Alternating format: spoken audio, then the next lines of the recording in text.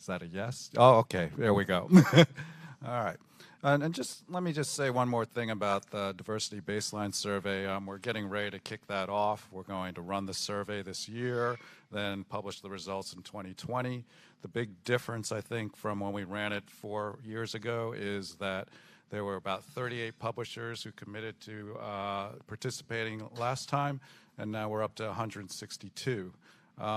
We have all the big 5 publishers have agreed to be surveyed this time around, so I think it's going to be a much more meaningful survey, and we'll really get to see, has there been change in 4 or 5 years, and generally it will basically spark a whole bunch of discussions that'll come out of that, which is incredibly related to what we're going to be talking about today.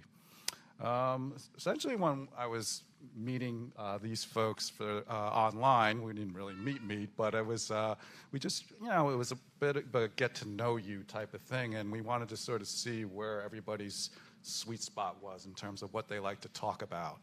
And generally, it was about industry, it was about systemic change, and it was about just best practices and things like that, and some of the things that we're not seeing. So I think that we've come up with some things that will earth that out, but for the most part, I think first we should do some introductions. I'll start over here with Ace. Yeah.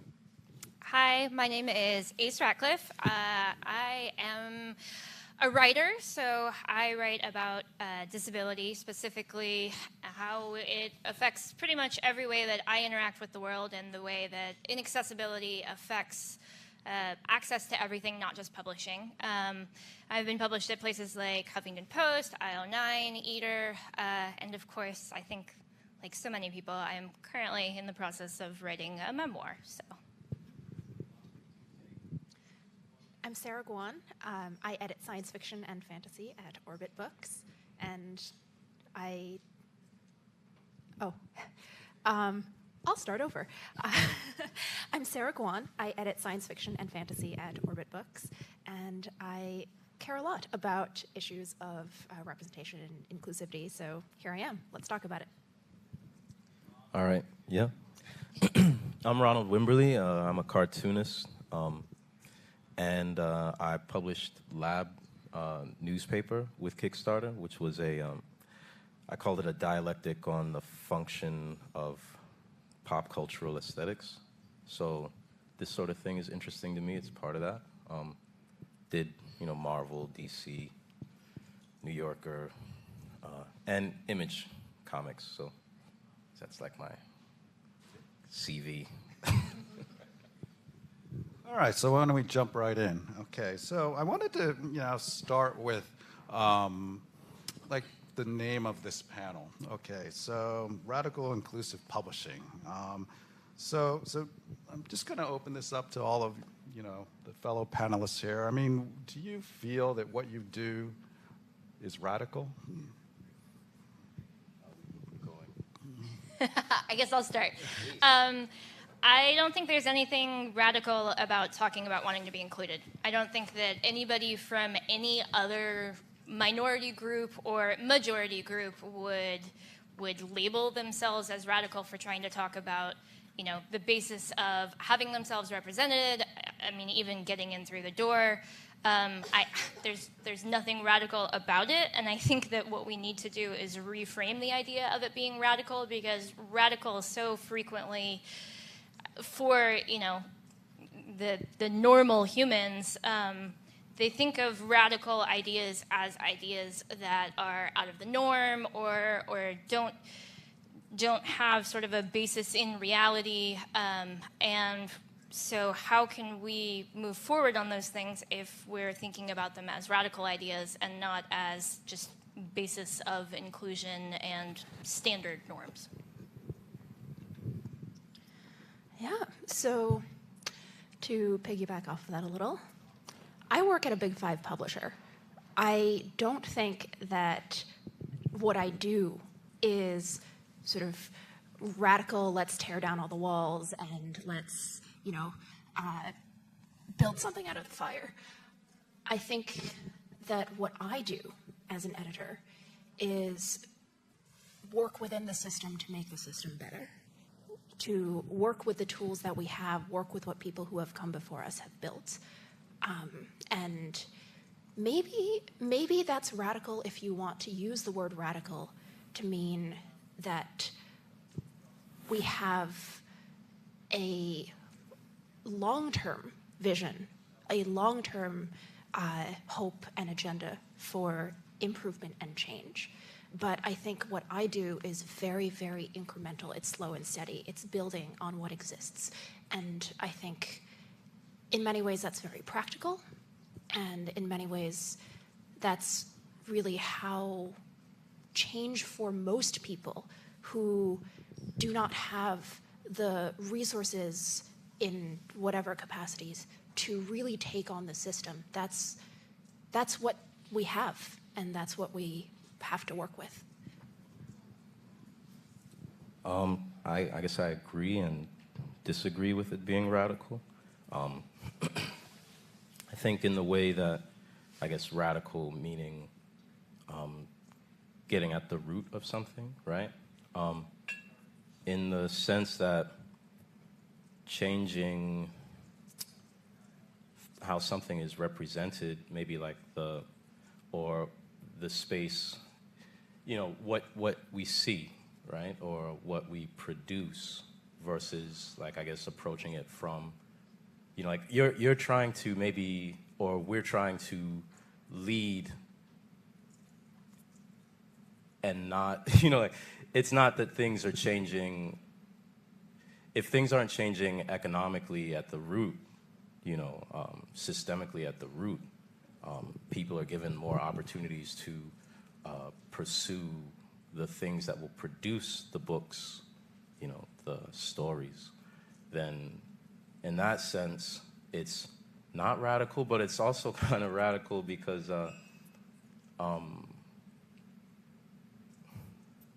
it's radical, I think, even to imagine change. So, and I think change begins with imagination, and I think that's radical. Spoken like a writer. I like that.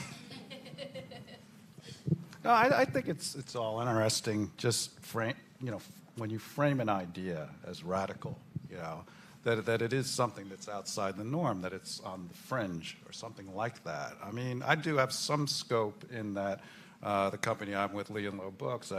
The company is 28 years old. I've been there for 25 of it, right? And so, when we started Diverse Books, which were referred to multicultural books back then, it was considered like really out there, and really, I think sort of 28 years later, in a couple years that'll be 30, but I think that when you sort of look at what has happened over those years, and it's incremental in a lot of ways, and there's been some bigger change that I actually never even foresaw, like gay marriage becoming legal and things like that. I didn't think I would see that in my lifetime, right?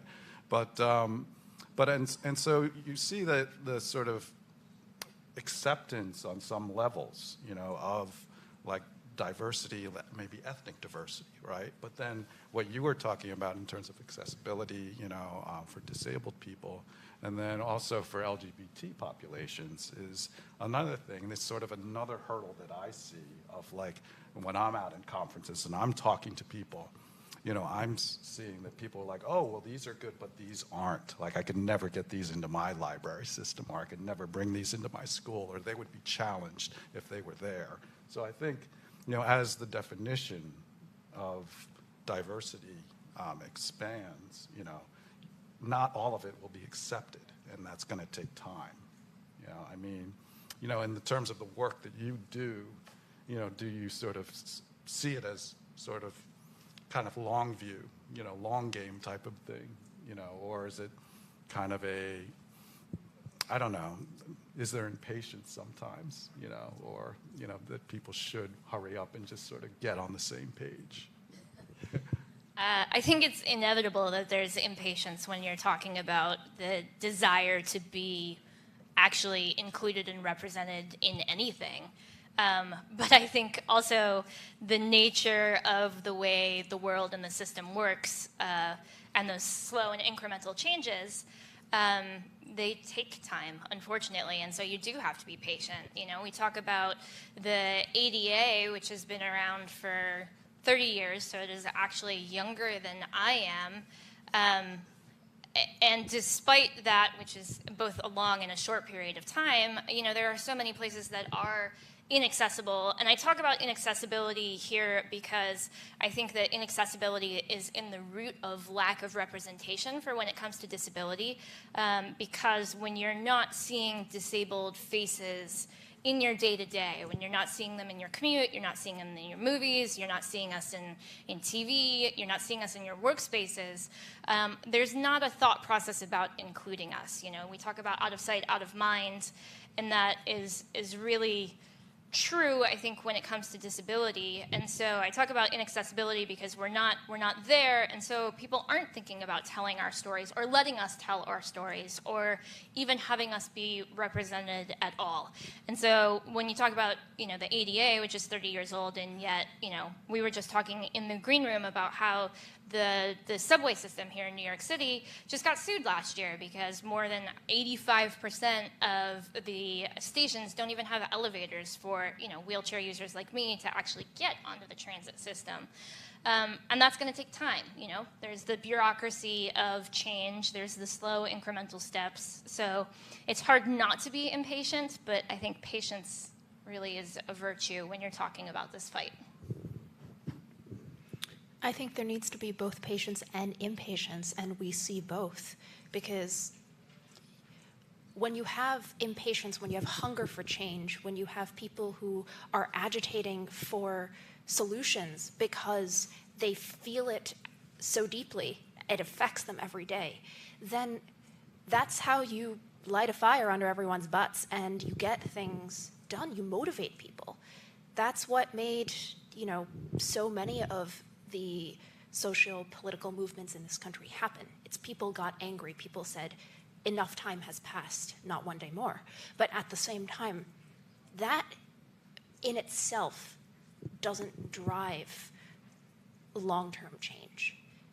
If there isn't follow-up, follow-through, if there isn't a long-term agenda, a long-term plan, then people can be as angry as they want, but nothing's going to come of that anger. It's not productive. And you see this in book publishing all the time. We know how to work on extremely long timescales. It takes 2 years to get a book published traditionally. I think I'm talking to the right crowd about this.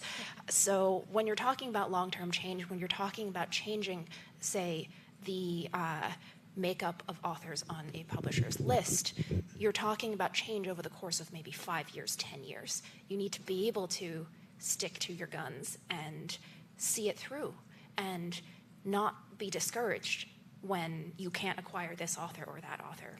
Acquire the next one. And at the same time, I think you need the reactivity, you need the immediacy of the anger, because that's what fuels each specific project. That's what fuels each specific author, each specific work, each moment where you say, I'm addressing something that is relevant now, that will impact people directly now. And if you don't have that passion and that immediacy, then nothing gets started in the first place. Nothing gets kick-started in the first place. I don't really have anything to add to that. So. Yeah. All right, moving along.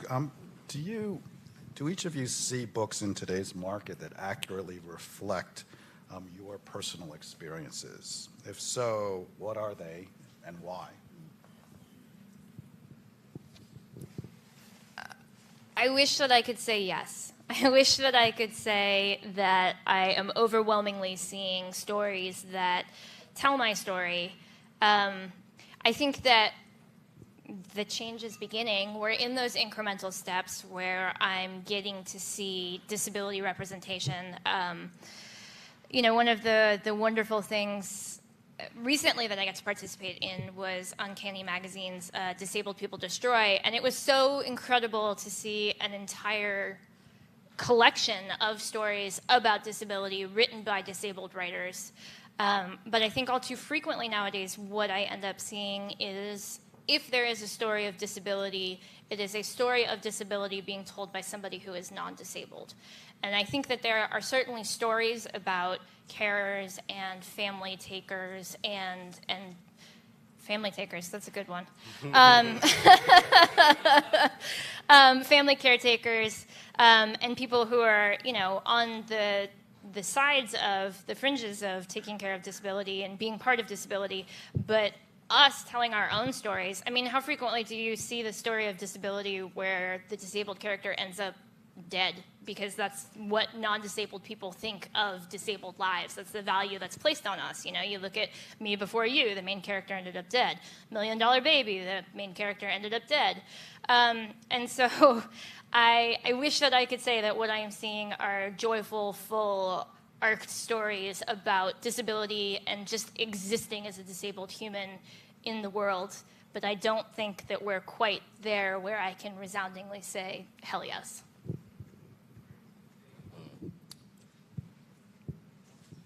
I don't know. Yeah. I guess I don't know if it's something I look for particularly, and maybe when I was young I looked for it, but I don't know. I think there's plenty of there's representation. I guess there's the question, what kind, and does it really pertain to my personal experience? I don't, maybe one of the reasons I create work is to, produce that sort of material. So maybe I have a different relationship to it. As a reader, I don't actually even look for myself in literature or entertainment, to be honest.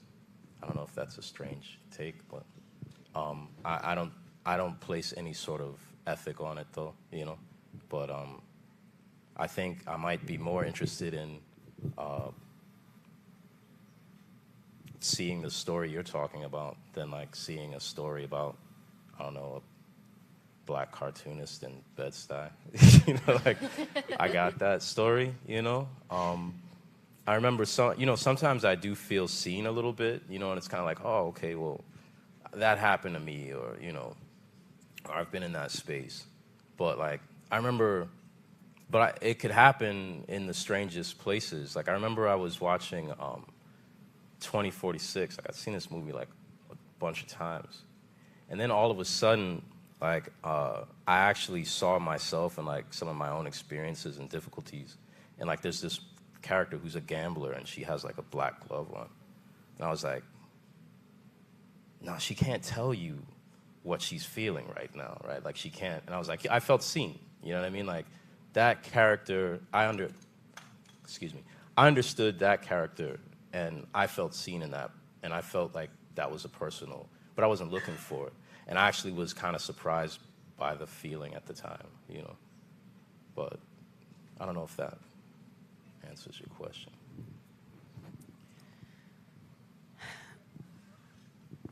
I don't think there has ever in my lifetime been enough representation to make me feel like I was not somehow an outsider in this country or in,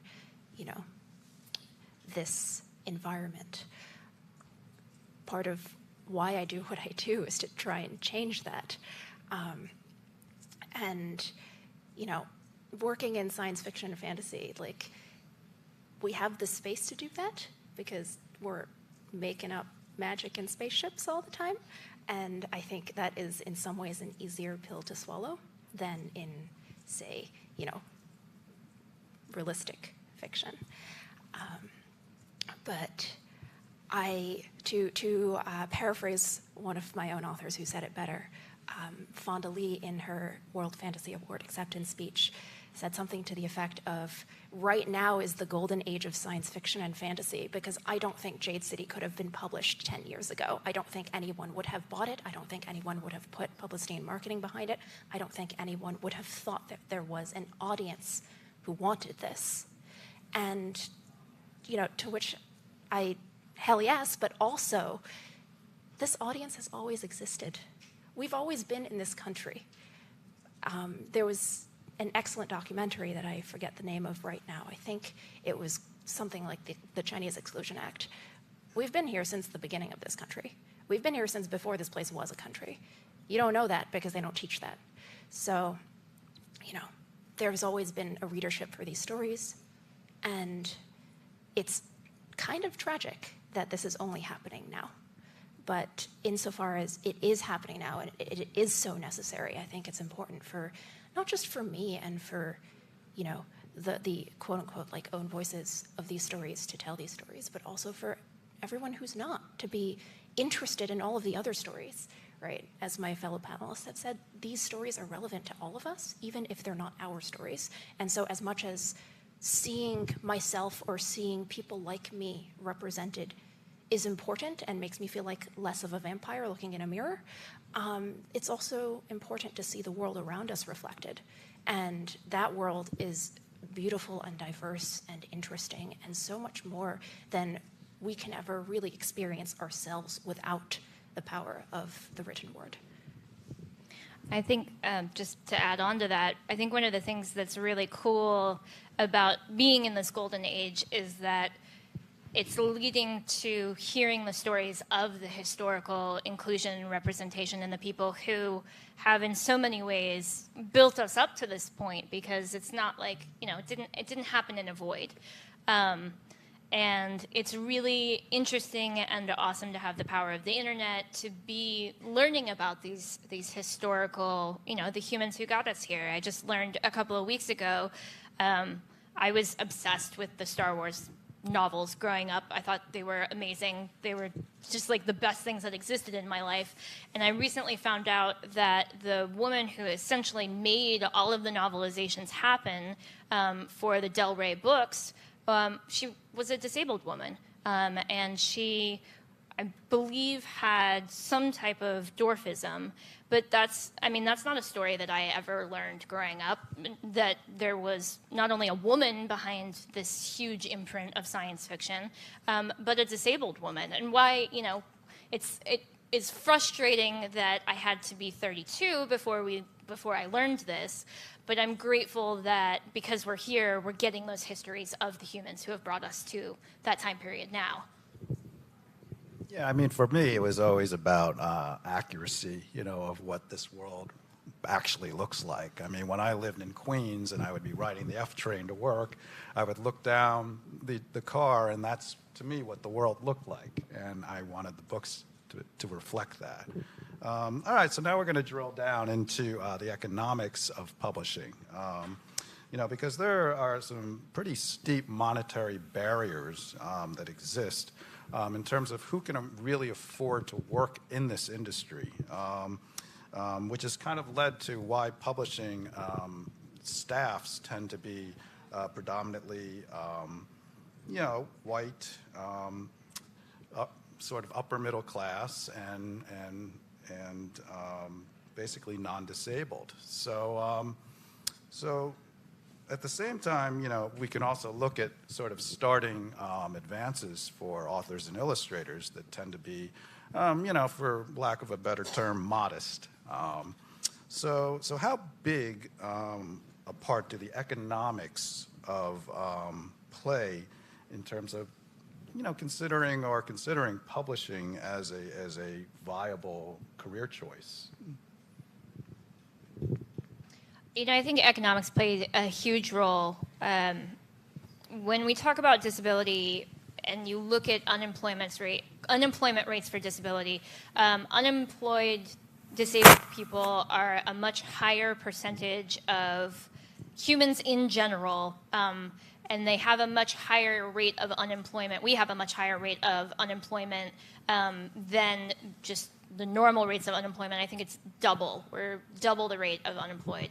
And so many people also are unaware of the process of, dealing with disability from the government. The process of even applying for disability, to go through to actually be awarded disability, it often takes 2 or 3 years. And through those 2 or 3 years, you're not allowed to work. You're not allowed to have any income whatsoever. which of course leaves disabled people in this situation where, I mean, how can you survive if you have no income for 3 years while you're waiting for the government to pay for you? Frequently you can't. And then when you are awarded those rights, the annual income for disability rights is roughly half of what minimum wage would essentially be. And so when you're talking about all of those issues, how can we be a part of publishing or any industry in general when we're talking about these steep economic and financial barriers just to existing, much less actually getting to a point where we can be applying for the jobs? And again, looping back to accessibility, you know, if we can't get on the subway to apply for the jobs, and even before that, if you can't even get the education needed to be considered for these jobs, a depressingly large amount of schools are inaccessible. I mean, again, here in New York City, it's more than, I want to say 80% of elementary schools are just inaccessible. And so we're talking about a systemic barrier that is starting all the way in elementary school that ends up being prohibitive to even trying to get into the publishing industry when you're at a point when you can get to actually working for a place. We're left out way back here. And so it's no wonder that you're not seeing disability represented in the same ways in publishing or in any other industry. Yeah, that's radical, right? Like, that's the root of the problem. Right. I think, you know, if we can work to change those things, I mean, I imagine, you know, we will find ourselves in the spectacle. You know, we'll find ourselves in literature. We'll find that happen, I think, more organically, and that's why it's a very interesting approach. It's interesting to think about how to mitigate, like, sort of systemic, the effects of systemic inequity from publishers. One of the reasons why this was very interesting to me is because I really just want to hear what you guys have to say about it, right? It's something I feel like it haunts me. Like, I think about, you know, I'm 40 years old now, you know, and I think about all the different things, and I read about it too. I read about other authors, and I think about what they had to do to get their work out, and the things that they had to endure.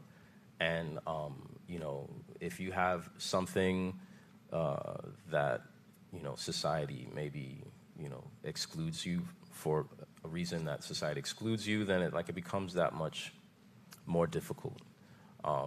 And the economics of it, you know, when it comes to literature is like, well, whose, you know, like, whose parents, if they were working class, or like even if their parents were artists, right, and now they're poor, right? Whose parents would be like, oh yeah, I can't wait for you to, you know, grow up and be a writer, or like, you know, draw comics, you know, maybe now comics, right, because of superheroes, but, you know, you know, so like, and when you think about that, I remember when I was a kid, like, there was a very popular record, you know, Biggie Smalls, he says, either you're slanging crack rock or you got a wicked jump shot.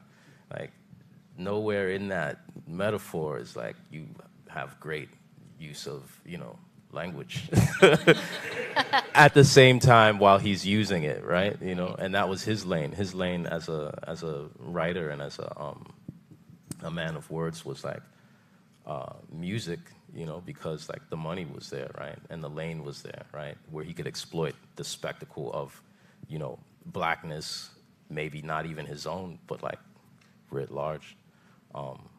So yeah, I don't know, I'm talking a lot, but I was really curious what you folks would have to say about it, you know.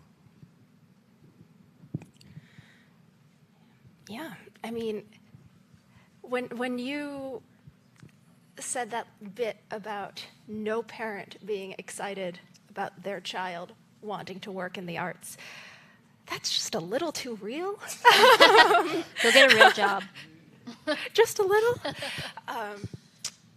Yeah, the barriers to entry, specifically for working in the publishing industry, I think, are very difficult to surmount when you have the kinds of obstacles that we're talking about, whether it's immigration status, whether it's disability, whether it's race, economic status, all of these things.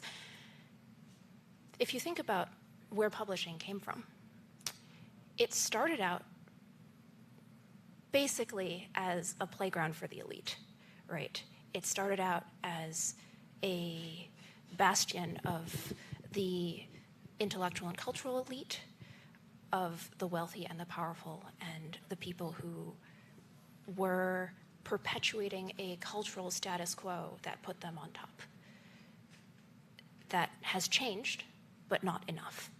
So when you look at the way publishing as an industry is structured, there are still residual effects from this legacy that make it extremely difficult for people without privilege to enter. You know, for example, I am the daughter of immigrants, and my parents were shocked and horrified to find out that a starting salary in publishing is lower than the ticket price of 1 year of undergraduate at most sort of known brand name non-state universities. And they sort of looked at me and they said, this is what you plan to do with the education that we have sweated and bled 30 years to give you. What did we come to this country for? So, you know, that's one barrier of entry. I am fortunate to have family who live in New York. If I did not, I would not be working in publishing. If I had any other compounding factors, I would not be working in publishing. I am very lucky. Most people in my shoes are not as lucky. Most people with any sort of disadvantages, systemic or otherwise, are not as lucky. If this is what it takes to get a light-skinned Asian person of color into publishing, think about how hard it is for anyone who has an ounce less privilege than I do. That's a problem. And I would be very interested to know how publishers who have claimed this mantle of not just being businesses, but being keepers and perpetuators of progress and culture and art and all of the things that make us human and make us better than animals. I would be very curious to know how they plan to address that in the future. I think that idea of multiple marginalizations is so important. You know, I also speak from a place of privilege. I am queer and disabled, but you know, I'm also white, and the color of my skin does afford me a huge level of privilege in so many avenues of the world. And I thought it was interesting to hear you speak, Ronald, about the idea of what we can dream about and what people of color can dream about. There's a football player who used to play for the Patriots named Martellus Bennett, and he has gotten out of football and into writing kids' books. And he had this incredible op-ed, I think it was with Washington Post, where he was talking about, you know, growing up as a young man of color, sports were the only way that he was taught that he could succeed. There weren't other dreams for him within his community. And so part of him wanting to have, you know, these children books out there is to be able to talk about, you know, people of color as astronauts, as mathematicians, as teachers, as, you know, more than pop culture, whether that be sports or music. You know, I think in so many ways publishing writes our dreams for us, and if you can't see yourself written in those dreams, how can you imagine them? Yeah, I mean, I think that is a good point, you know, that I once did a talk at a charter school in East Harlem, you know, and I was talking about the jobs in publishing, and and none of these kids had even known that there was such a thing.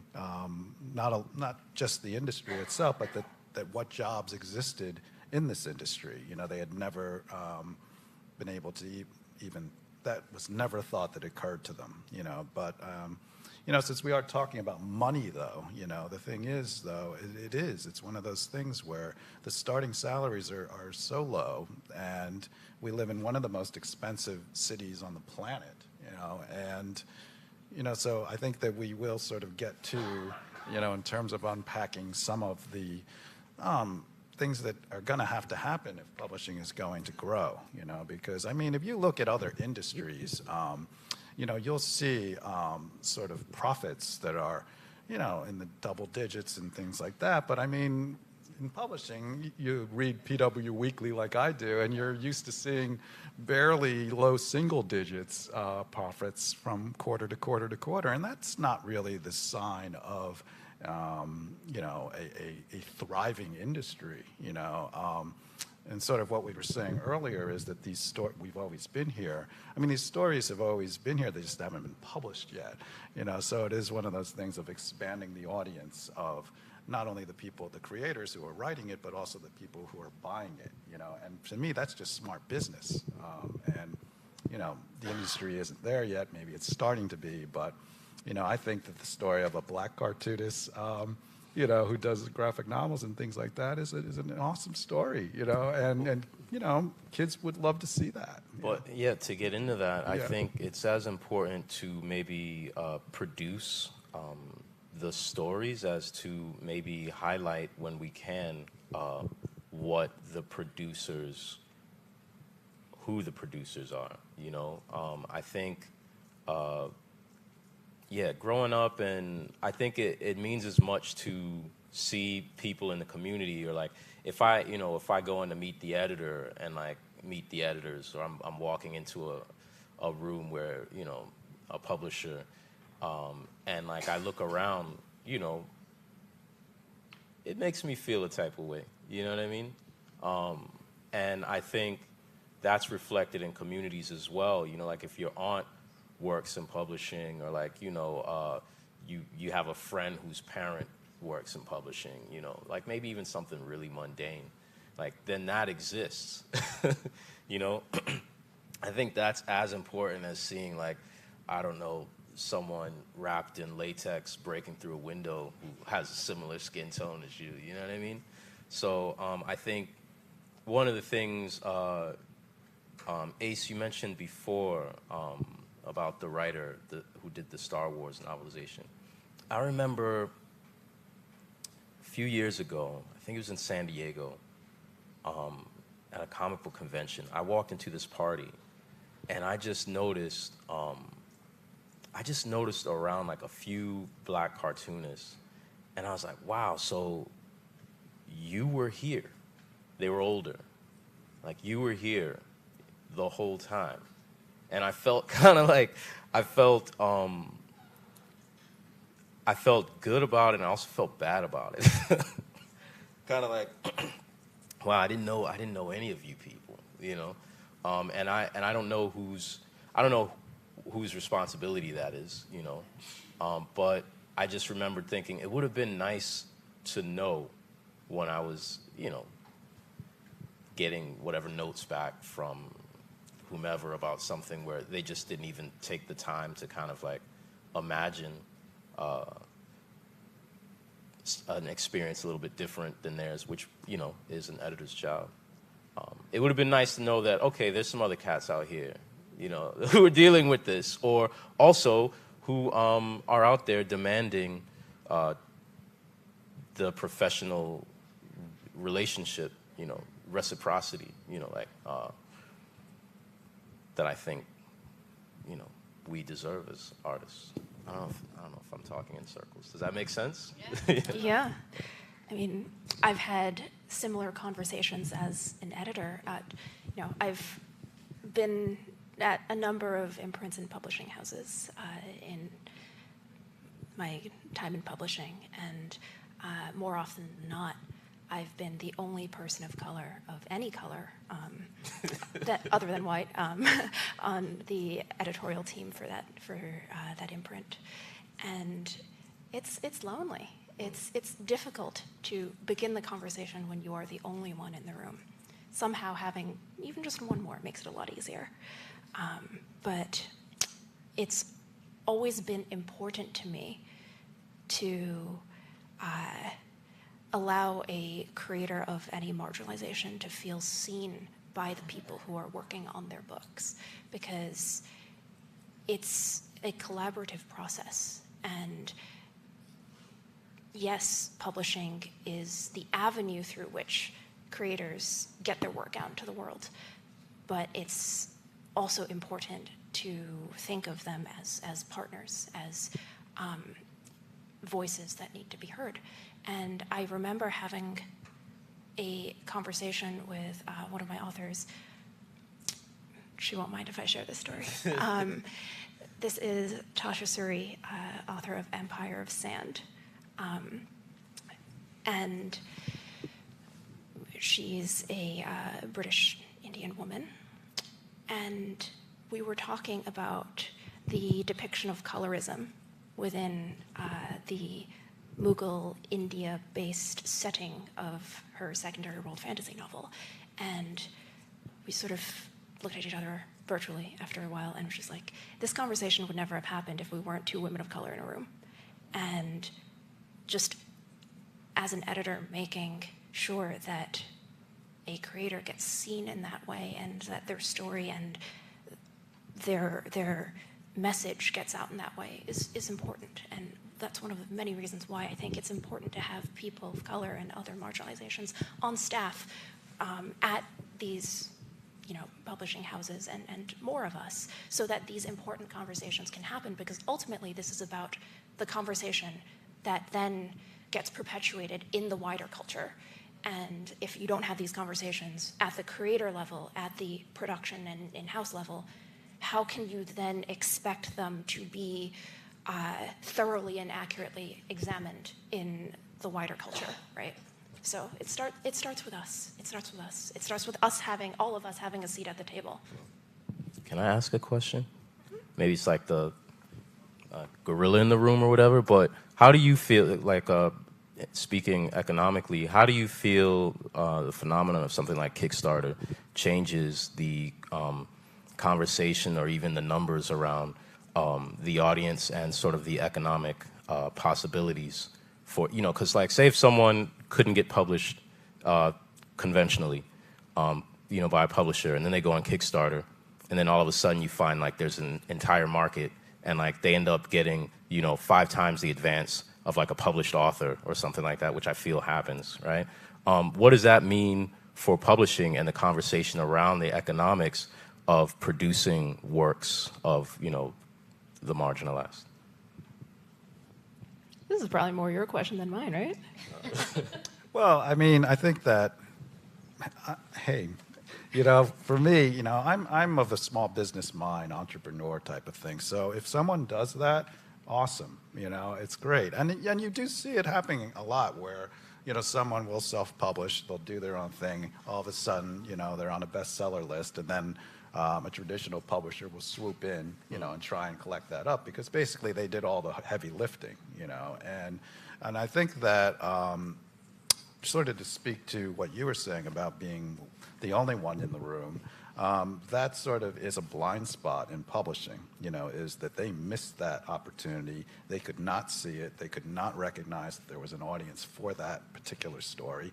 And so they either going to swoop in after the fact, or, that person's going to do well on their own, and probably traditional publishing will hook back around and try and get their next book, But it is one of those things where I think blind spots are a big part of our business, in that, I would just say for my own house, where 61% of our employees identify as POC, those type of conversations, that Sarah was alluding to, are happening every day.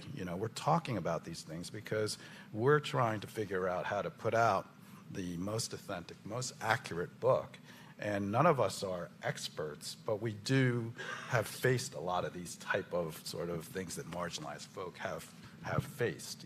For us, I think that empathy is there already. It's sort of baked in, just because of the people who are working in our place, And so I think that, after we took the survey 4 years ago, there was a big sort of call for hiring more diversely up and down the org chart, right? But, since we did touch on money, per se, there are still systemic issues that sort of keep, or holding back sort of the call for hiring more diversely, and what are those problems, and I think that's something that we should sort of try and get into. I think the nice thing about places like Kickstarter and seeing those moments where somebody succeeds where maybe they wouldn't be succeeding traditionally is it encourages the more traditional outlets to, keep up, catch up, or be left behind, right? And I think that, Hollywood is a good way of looking at it. You look at movies like Coco, which appeals, in many ways to a Mexican viewership, or you look at, the newest Star Wars movies where you've got people of color who are in the starring roles, and then you look at, bringing it back to economics, that those are some of the most successful media enterprises that have been happening over the last few years, in large part, I think, because we want to see ourselves represented. And I think that sort of feeds into itself because as we show up, we talk about the power of groups on a small scale where you're sitting in a room and you look at somebody who has a similar life experience and can understand what you're going through. I think that on a large scale, economic expenditure, there's so much power in that too. You can look at this movie and you can say, okay, what is the big change that we've had here is we made sure, that this movie was, whatever the term is, ethnically diverse, culturally diverse, however you want to code it for actually being representative of the human experience.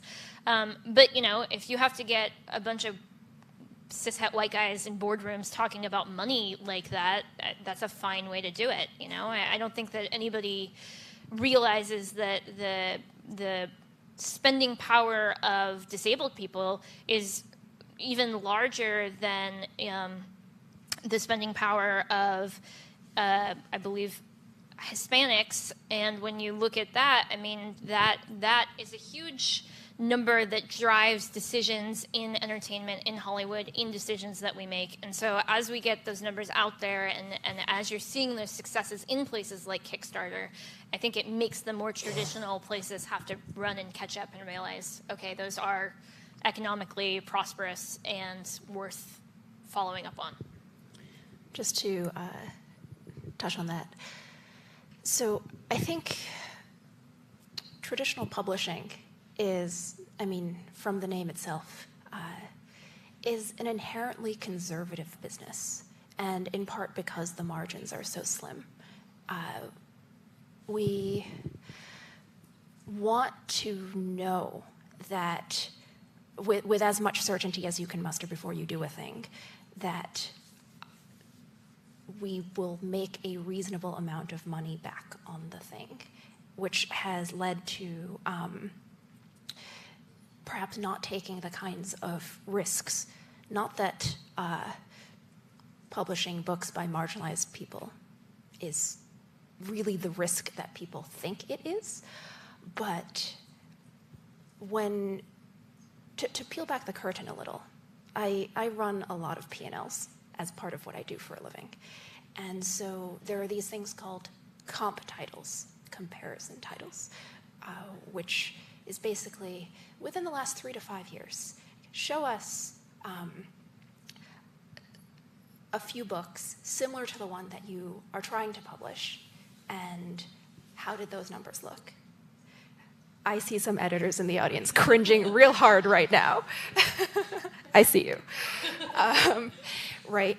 And so it leads to this strange catch-22 of, well, in order to acquire a book by a person of a certain marginalization, often you need to demonstrate that such a product already exists in the market and has done well. Well, chicken and egg, right? Who's going to be the first? especially if you can't use books older than, say, like 5 years. So I think that is a systemic problem. I think it requires a certain shift of mentality from something as basic as stop comparing all the authors of a certain marginalization to each other, even if they're writing very different things, because that is not the defining characteristic of the work, to, sort of more broad conversations about, is this model of let us base a book on a previous set of books' success or failure the right way of looking at how to publish a book in a traditional and conservative industry where the margins are very slim and you're just trying to keep the lights on a lot of the time? Yeah, I mean, I want to touch on also in terms of locale, that the meat of publishing is based in New York City, and, as Ace said, it's a highly inaccessible city for people who have a disability, but it's also incredibly expensive to live here, and also, the pay for publishing is pretty low until you get into the upper echelons of, more senior staff. So, I mean, do you want to sort of share maybe some of your ideas for maybe, why that is a systemic problem in terms of, hiring diversely, but also just like what maybe the future of publishing might look like if it weren't so centralized in NYC? Me, again? Why you start us off anyway? Sure. New York, as we all know, is an extremely expensive place to both live and to work and to base a business in, to start a company in, to run a company in of any size. New York is just expensive.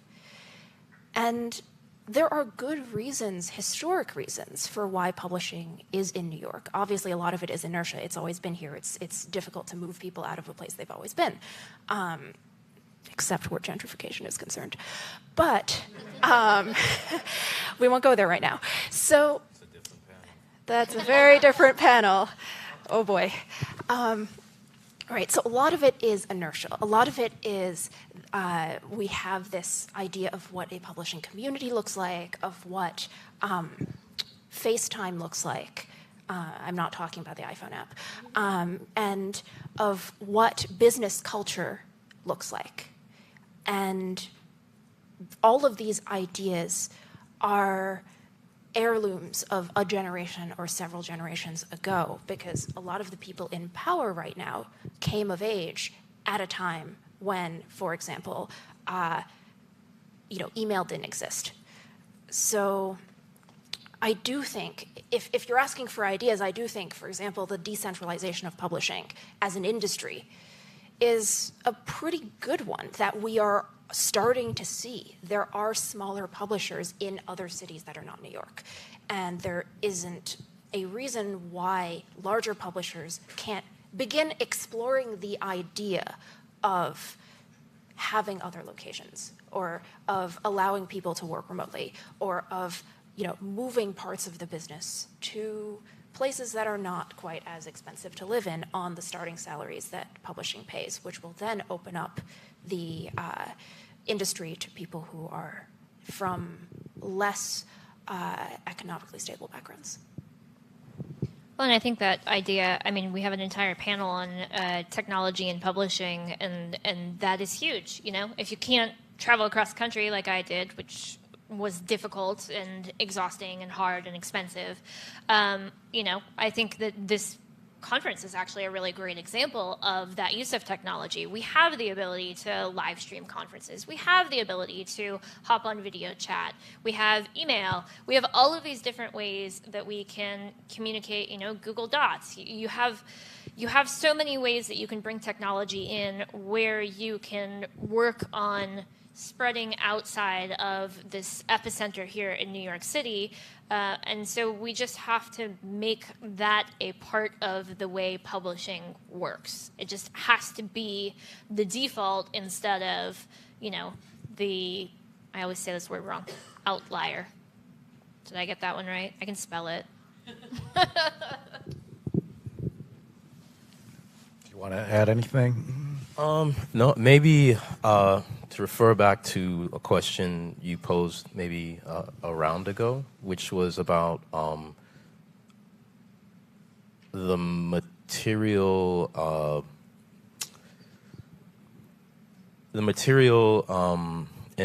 environment that can produce a diverse public publishing, I don't know, organization. I don't know what to call it, business. And I think that's an interesting question. That's something I think about a lot, which is like, well, so for the lab newspaper that I put out from Kickstarter, like part of the work is, okay, so who's going to contribute to this newspaper, And then sometimes I sit back and I think like, well, okay, here I am. It's like I've come into an environment where, like, hopefully the land has been tilled, the seeds of, 20 years ago, somebody had a child and gave that child a book, and then they read and they wanted to write, and they, were nourished. They got decent lunches. They went to a school where like their intellect was nurtured. And now when I'm looking out on, Twitter or IG or wherever, and I see them and I'm like, okay, well, great, come work on this newspaper. And like the things that affect whether someone has a decent lunch, can get to where they need to go, receive that education or get that education, are the reasons why, I think down the line it becomes, difficult to create that diverse environment. So I feel like that, like, if it's radical, maybe it becomes like, how do we create the conditions where people are fed and people, mind and body,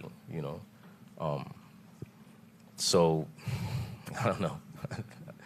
Yeah, that's kind of what I was thinking about when you were asking about, like, so who's working. Certainly, to even consider working, they have to have the tools. They have to have, been given the space, to grow. And like, I don't know, like I think about, I have personally like a diverse background, overusing the word diverse. But where I feel like I've seen the trajectory now of people from like where I started out to like where I am now, and like I've seen, I see who's in the room. Even if we're talking about a room, like it's a black room, it's like, okay, well, I know where a lot of these kids came from, and like they even came from a very, they may not look like it, but they even came from like a very particular economic bracket, So I don't know. I think that's where it's radical. It's like, how do we, like, because we don't want to make it like diverse in every way except, like we don't want it to be. We don't want to give an opportunity for everyone to be like dominant, right? We don't want to make it, like like the boss comes in all shapes and sizes, like I kind of like, can we make it so, is there something we can do well, this is one of the things that I think about and there's no answer for it, or like my practice is trying to find the answer. It's like, can I do something that, even with my work, from a position of privilege now, right? Like, I mean, can I make it so the people starting out get to that space? Like, can I put something in their hand that, changes the whole nature of the space, I don't know if that makes sense. I know we're waxing philosophical, but, It's all right. All right, we've officially run out of time. I talked you out.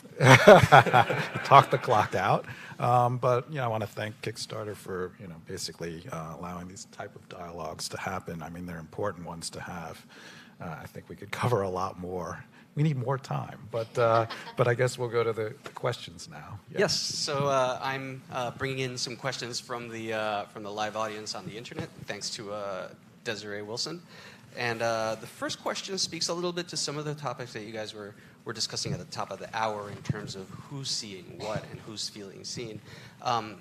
There's been a few instances recently of books being pulled and reworked because of concerns that sensitivity readers brought up and conversations about authors, co-opting cultural storylines that don't necessarily align with their own lived experience.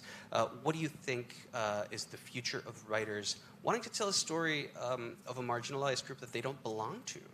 And what is the role of can you speak a little bit to the role of sensitivity readers there, and whether their role is too prominent or not prominent enough, or what?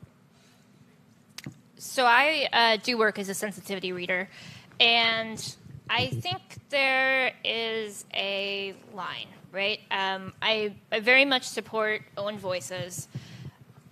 I do not believe that only disabled people can tell the story of a disabled person.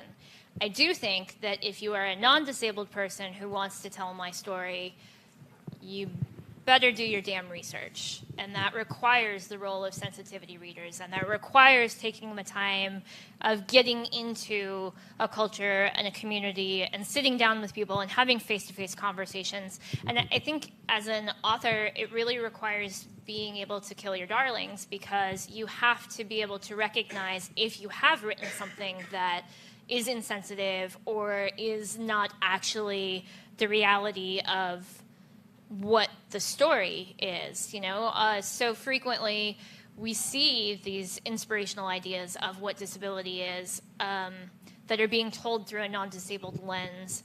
And it's exhausting for us that we get kudos and applause for, showing up in the morning, waking up, drinking our coffee. And that is in many ways because it's told through the lens of non-disability. So I think sensitivity readers are important. I think that making sure that the people who have the lived experiences are the ones telling the story probably at the forefront is really important, but I don't think that necessarily has to be to the exclusion of others telling the story, so long as they do it well, which really is such a big, what is well? Anyways. Yeah, at Lee and Low, we've used these type of readers since the beginning. We don't call them sensitivity readers. We call them targeted expert readers, because we're not talking about sensitivity here. We're talking about being right, okay? That's what I'm going to start calling myself. That's way better. Targeted expert reader. But I agree that writers can write cross-culturally outside of their own experiences, just as long as they put the work in. And it's really about being able to take feedback, and knowing, what some things that you may not be right about, and being able to take that constructive criticism and rewrite that in a way that it has to be, so important. And I think that a lot of the dust-ups that you see with projects being pulled or delayed or never seeing the light of day have to do with those checkpoints not being in place, because they're utilizing existing editorial staff or existing authors who haven't really had a lot of experience doing this. So I think that's why a lot of these things are happening. I also think that the conversation around targeted expert readers, I love that, has not always been sort of the most productive and inclusive, right? Because I've seen too often cases of these readers being approached more from the angle of a stamp of approval rather than as an expert and a participant in the conversation. And that, I think, comes from among other reasons, the somewhat short-sighted approach of, oh, we don't want to cause any drama, we don't want to cause any PR scandals, and ultimately that's not an inclusive perspective. It's not about avoiding the PR scandal, it's about actually including readers. It's about actually diversifying the audience to which you're speaking and the readership you're trying to serve as a business, as a writer. And so it's perfectly okay for people to write outside of their direct experience. I mean, again, I work in science fiction and fantasy. I don't think any of us have been an elf. But, you know, maybe some of you want to talk to me later. You can't see my ears. Oh, that's what the hair is for, I see. Right. So it's not necessarily about sort of writing only within your own experience. It's really about thinking hard about the readers you're trying to serve and the impact that your stories will have in the world, right? Why are you writing this story? Why are you the appropriate person to tell this story? What are you bringing to the cultural discourse that is valuable, that people should pay money to read, and that somebody else who may be more of an expert than you is not doing or can't do better? I think once you've asked yourselves all of these questions and once you've sort of really examined your relationship to the community that you're trying to represent or, you know, to the story you're trying to tell, then that's the perspective from which you should be approaching telling stories that are perhaps not your own, right? The whole, if you don't have a black friend, don't write about black people, right? I want to like interrogate like expert, and I'm always. I think it's good to be careful not to, you know, essentialize people based on particular traits, like in a weird sort of way, reproducing sort of the story or the myths about people in general. I know, so I'll speak from personal. I'll speak personally about it. Like, one of the things that bothers me is that maybe, you know, when I see someone who is essentialized, you know, being black, being a black man, being a straight black man, that makes them an expert, and then somehow it gives them a blank check to produce things that could actually be, you know, reproducing deeply, in this case, I would say like racist story, you know. The term would be like meta-narrative, right? But I don't want to overuse, you know, like, so like, I think it's important for all of us involved in this sort of thing to be vigilant about the assumptions that we may make. And I think it's a great point. It's like sensitivity readers, or even when it comes to in comics, in my line of work, I feel like there's a Trojan horse thing that gets done, where it's like, okay, maybe not so much now, but like, oh, here's this bad idea or this bad story, and I don't know if this is really going to fly, so let's get a black artist to write it, you know, or draw it, you know. Let's get, you know, a celebrity of some type to be attached to this, you know, like, terrible idea that was, you know, made in a room with a bunch of people who are, you know, regardless of their bodies, maybe not experts about the material, you know. That's my 2 cents. So in the interest of saving a little time, we have just over 4 minutes left. I'm going to combine a couple of questions, one from Emily Enolander and another one from Bumi Ishola. So generally speaking, what can folks who are in lower positions or new to the publishing industry do to be advocates for diverse creators and workers, or to, you know, further radical representation when you're not, you know, at the top levels, or, you know, being the person acquiring?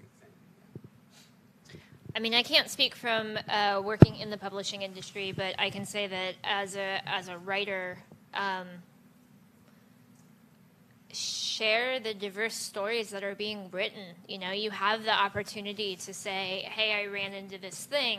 Check this out. Read this story. Here's this thread. Here's somebody talking about this. You know, there are a lot of ways to perpetuate ideas where you can, with technology and how it exists, there are a lot of ways to perpetuate ideas or plant seeds in people's heads that you can do, I think, very easily and quietly through the course of conversation and through making sure that the voices that you are listening to are diverse. You know, if you are having an influx of diverse ideas thrown at you or diverse content that you're intaking, and then you're passing that on, whether it's, I mean, just sharing a link, I think that you can accomplish a lot and plant a lot of seeds in people's ideas, or plant a lot of seeds in people's heads without having to do a whole lot of active work.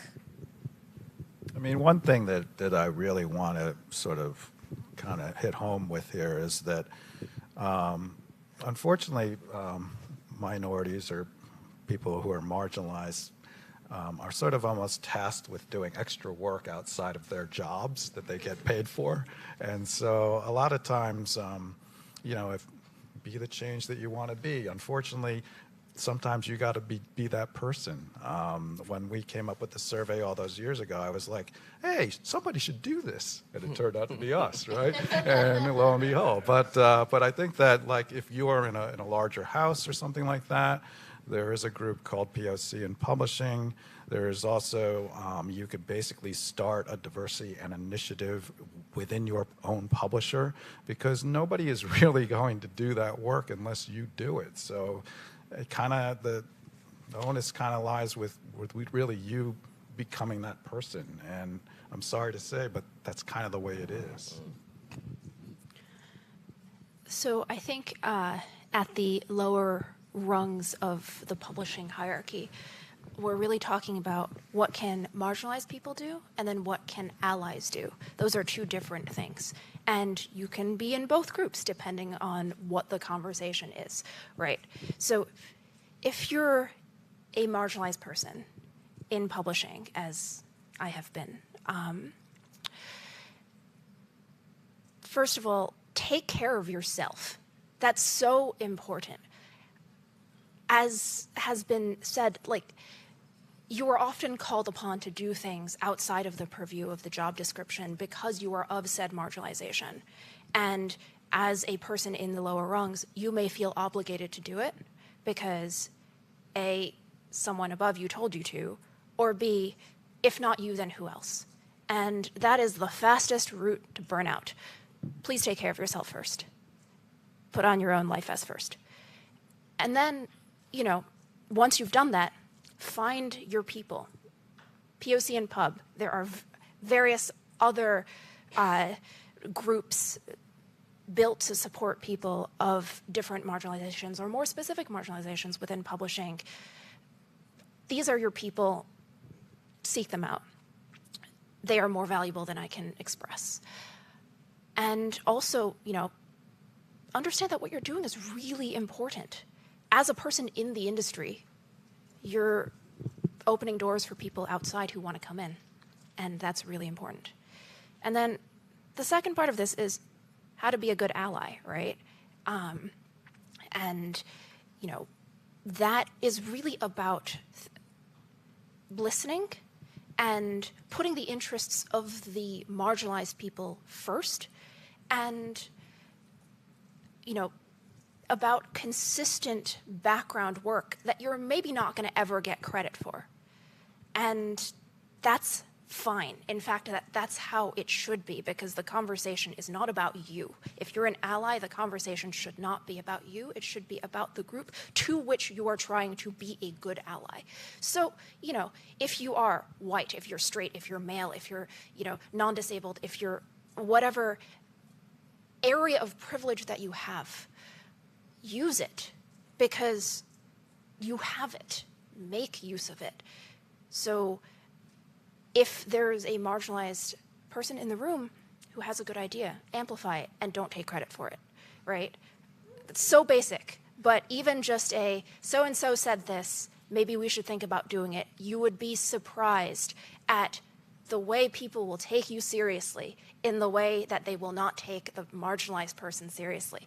Do that consistently. Be there as a person who can be counted upon by marginalized communities, and you will be doing the good work.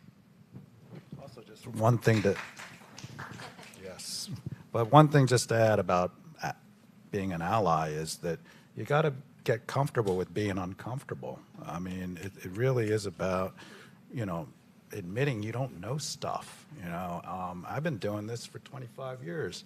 I don't know a hell of a lot of stuff, and if there, if that's the case, we bring in trainers, LGBT trainers, people with disability trainers, and we try to sort of learn more. You got to be in this sort of track where you're gathering knowledge,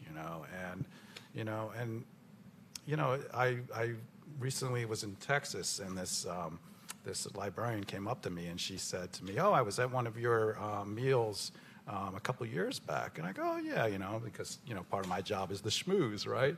But, and she said, "I always thought that I knew what diversity was because I had a Spanish version of, all this, some popular book or whatever. But then after she got out of our meal, she said, I realized I didn't know anything, and it was really kind of an interesting conversation that followed after that. But I was like, I felt really good, that something that, directly pertained to us just being out there talking about it made a difference in this woman's life, and she completely changed her whole mindset. And, I just think that, to be an ally, you have to sort of, enact this, that I'm going to keep learning about stuff that I don't know. So that's the time that we have for this panel, and thank you very much for the panelists. I very quickly